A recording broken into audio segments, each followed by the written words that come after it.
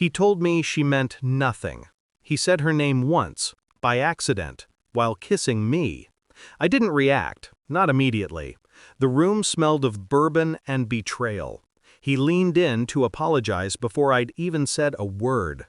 She meant nothing, he whispered, the words trembling like a confession rehearsed too many times. It was just a drunken mistake.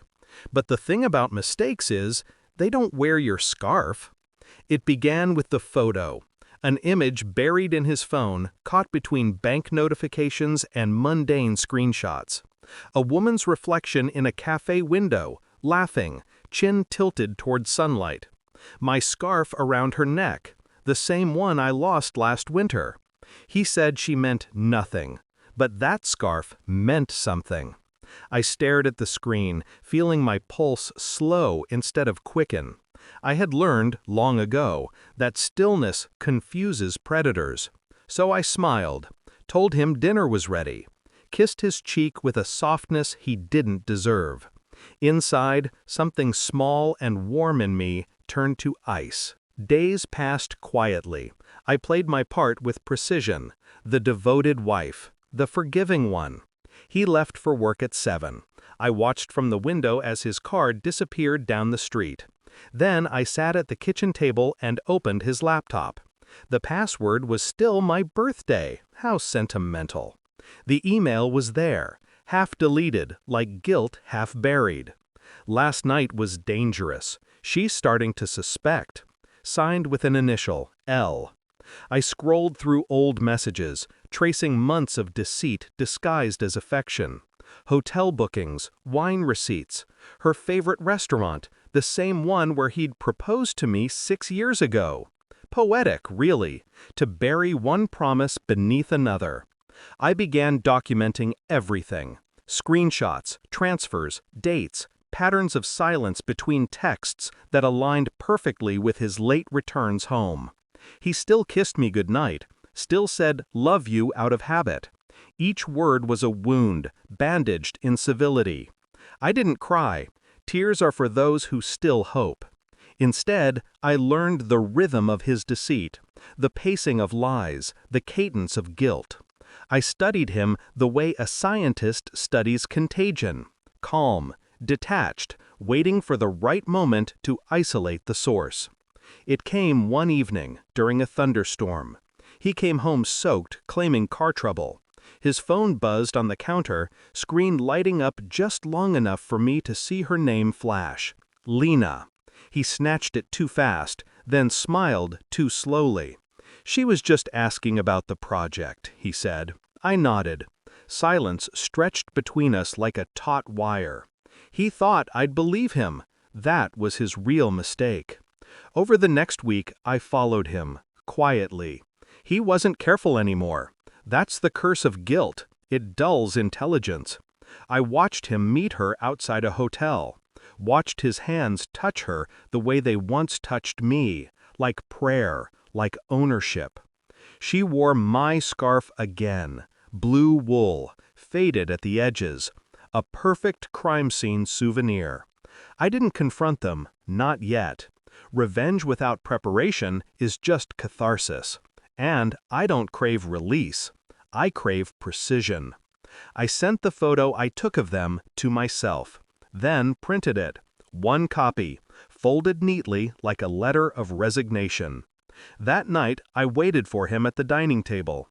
Candlelight flickered over the edges of his plate. He came in late again, smelling faintly of perfume and regret. "You're quiet tonight," he said. "Just thinking," I replied. He smiled, relieved. He mistook stillness for forgiveness. When he leaned over to kiss me, I slid the photo across the table. He froze. "What's this?" "Proof," I said. He stared at the image as if seeing himself for the first time. His face blanched. His lips trembled around excuses. She doesn't mean anything," he stammered.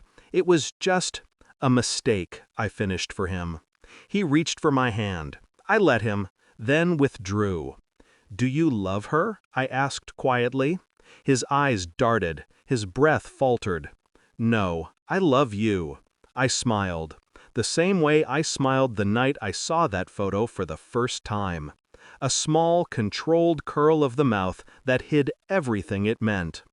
"Then why," I whispered, "is she wearing my scarf?" Silence. It's strange how loud silence becomes when truth enters the room. He opened his mouth, but no words came. The storm outside deepened, rain crawling down the glass like veins of mercury. I stood, collected my bag, my keys. He watched me, confusion morphing into panic. "Where are you going?" "Somewhere honest." The next morning, I delivered everything: photos, emails, receipts, to his supervisor.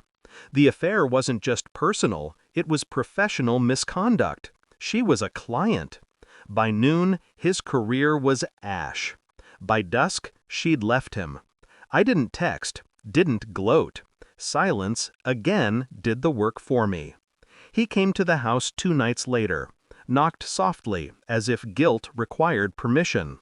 When I opened the door, his face was pale, eyes hollowed out by sleeplessness. "Please," he whispered, "we can fix this." Fix. The word felt foreign. I let him inside. He stood in the kitchen where we used to dance while dinner burned. His hands shook as he reached for mine. "You're all I have left." "No," I said, "you're all you destroyed." He blinked, tears catching the dim light. "You don't have to do this. I already did." He crumpled, not with sound, but with gravity. I watched the man I once loved become a stranger, then a ruin. And still, I felt nothing. That's the real end of love. Not anger, not pain. Emptiness. He begged me to stay. I didn't answer. I walked past him, into the night, the rain swallowing my reflection on the glass. Behind me, he was still calling my name. Names are for people who still exist. I no longer did, not in his world.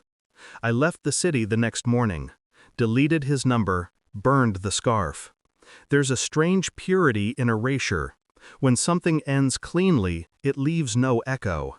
He will wake every day haunted not by my absence, but by my silence.